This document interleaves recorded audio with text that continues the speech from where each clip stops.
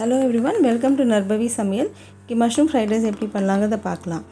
அதுக்கு 1 table spoon பொடியாக நறுக்கின இஞ்சி, 1 டேபிள் ஸ்பூன் பொடியாக நறுக்கின பூண்டு, 1/4 கப் குடமிளகா பொடிசாக நறுக்கினது, 1/4 கப் கேரட் பொடியாக நறுக்கினது, 1/4 கப் பீன்ஸ் மெல்லிசா பொடியாக நறுக்கினது, 1/4 கப் காளான் மெல்லிசா நறுக்கினது, வெங்காயத்தாள் பொடியாக நறுக்கினது, அந்த ஆனியன் வந்துட்டு குறுக்கு வாக்கில் அதாவது டயக்னலாக பொடியாக நறுக்கினது, முட்டைக்கோசு துருவின மாதிரி நீட்டமாக தனியாக நறுக்கி எடுத்து வச்சுக்கணும். சாஸுக்கு 2 teaspoon soya sauce, 1 teaspoon vinegar, 2 teaspoon கருப்பு உப்பு, 1 டீஸ்பூன் வெள்ளை மிளகுத்தூள், 2 டீஸ்பூன் கருப்பு மிளகுத்தூள்.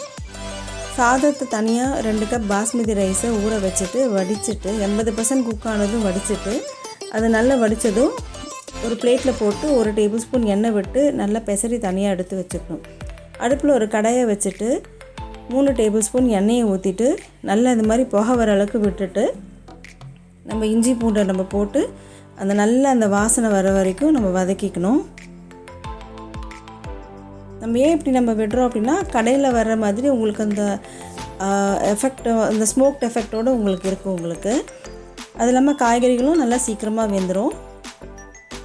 இஞ்சி பூண்டு வதங்கினதும் அந்த வெங்காயத்தாளோடு அந்த கீழே இருக்கிற அந்த வெங்காய பகுதியை நம்ம போட்டு வதக்கிக்கணும். அது நல்லா வதங்கினதுமே கேரட்டை போட்டு வதக்கணும்.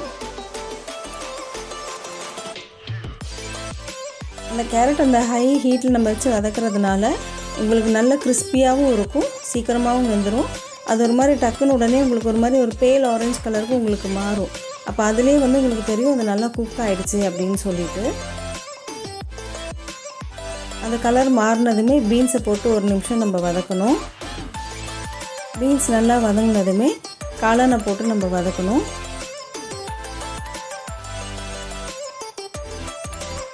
காளான் நம்ம ரொம்ப நேரம் விடக்கூடாது, ஏன்னா தண்ணி விட்டுரும். ஸோ அந்த கொஞ்சம் லைட்டாக சுருங்கின ஸ்டேஜுக்கு நம்ம 1 நிமிஷம் விட்டு நம்ம வதக்கிட்டு அதுக்கப்புறமா குடமிளகாயை போட்டு நல்லா நம்ம வதக்கணும்.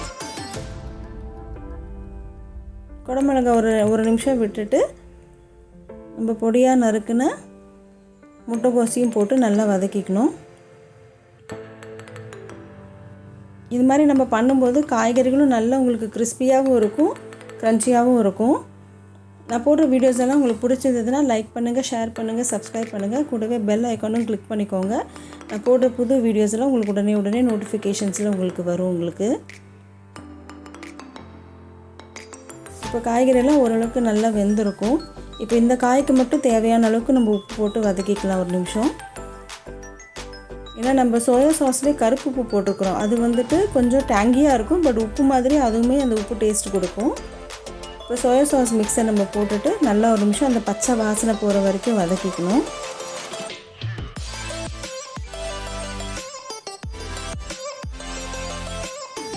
கொஞ்சமாக வெங்காயத்தாளை போட்டு வதக்கிக்கலாம்.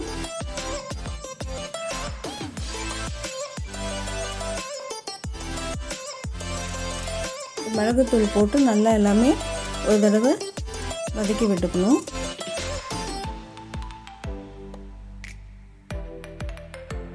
அரிசியை போட்டுட்டு நம்ம நல்லா ஓவராக கிளறி விடக்கூடாது.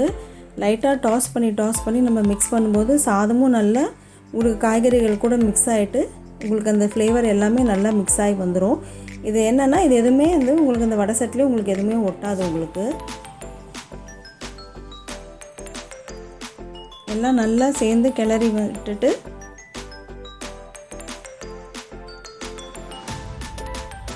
நல்லா கோட் ஆனதுமே கொஞ்சமாக வெங்காயத்தாளை மேலே தூவி விட்டுட்டு இறக்கி பரிமாறிக்கோங்க. Mushroom fried rice ready. அன்போடு சமைங்க, ஆரோக்கியமாக சாப்பிடுங்க. செஞ்சு பார்த்துட்டு எப்படி இருக்குன்னு சொல்லுங்கள். நன்றி.